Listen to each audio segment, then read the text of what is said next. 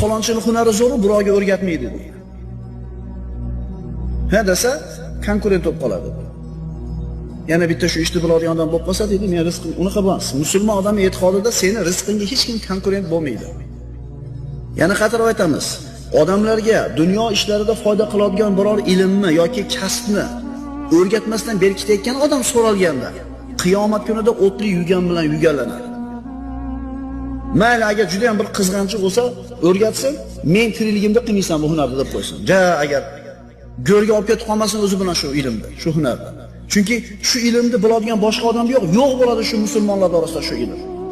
Shuning uchun hunar egalari, ilm egalari sizlardan so'ralgan paytda buni berishlikdan baxtli qilmanglar. Chunki qiyomatda azobga sabab bo'ladi bu narsa.